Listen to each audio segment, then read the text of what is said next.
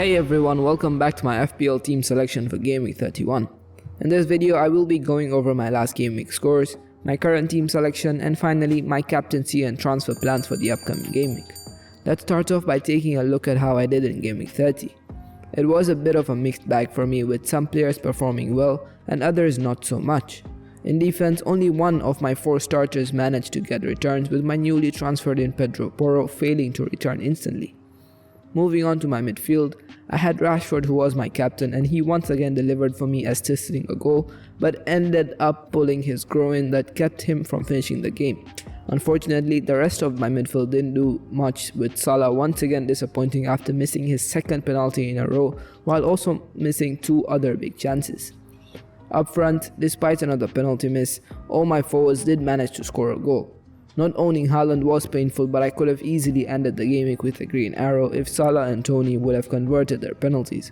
So overall, I ended up with a respectable but not amazing score of 53 points for Gameweek 30. Now let's move on to my current team selection for Gameweek 31.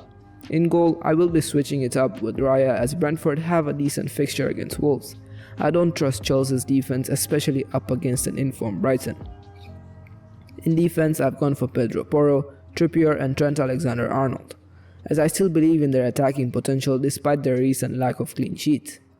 Porro faces Bournemouth, who have been one of the worst attacking teams away from home in terms of XG. They have also conceded a fair number of chances from the left side, and this may be a big plus for a very attacking wingback in Porro. Trippier has fallen off in recent times after failing to return in 7 of his last 9 games. I once again don't expect Newcastle to keep a clean sheet in this one, as they come up against an informed Villa. They are, however, pretty weak in defending set pieces and corners, which is Newcastle's strong point and Trippier's too.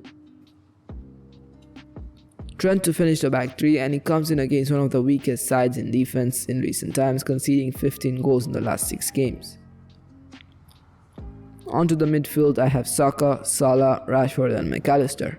Saka has had a poor couple of games, but up against West Ham next, who are currently averaging a concession of 2 goals a game, with most of them being scored by players playing out wide, it might be one to come back for Saka.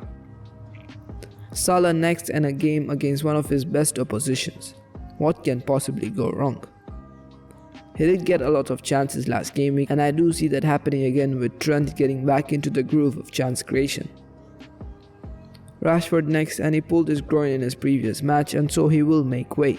I was currently thinking of Grealish, who is a very popular replacement for the Man United top scorer, but looking at the upcoming fixtures, I decided to go for an equally informed Martinelli.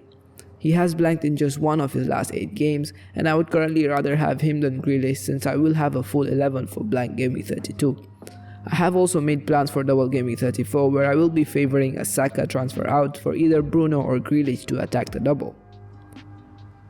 Lastly, in my midfield is McAllister. Despite Mitoma's form, I am going for the Argentinian this week, just because Mitoma will be up against Reece James, and I just don't see the Japanese international getting the better of him. Up front, I've gone for Kane, Tony and Watkins. Kane is a non-negotiable for now until I do decide to bring Haaland in. I will look to do that after a couple of game weeks, and it will most likely mean that this man will leave my team. Tony once again avoided a yellow in his last match, and so he still stays. He is also close to getting a verdict for his betting case, and so whichever happens first will likely be the reason to take him out of my team.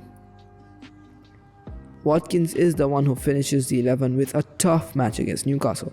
I would be saying that if it was Gameweek 5, but they have been woeful in defense in the past couple of games. I fully see another clean sheet wipeout for Newcastle, with Watkins getting on the score sheet once again. Before we get into captaincy, if you don't follow me on Instagram, I suggest you do that right now, as I do have weekly posts on top players for predicted points, clean sheet odds and also top captaincy picks for the game week. According to the captaincy metric I put together, it was a tie between Salah and Haaland for the best captain this week, and since I only own one of them, I will most likely be going for him.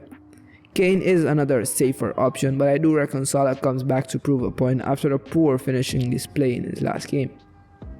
And that is it for my team selection for Gameweek 31.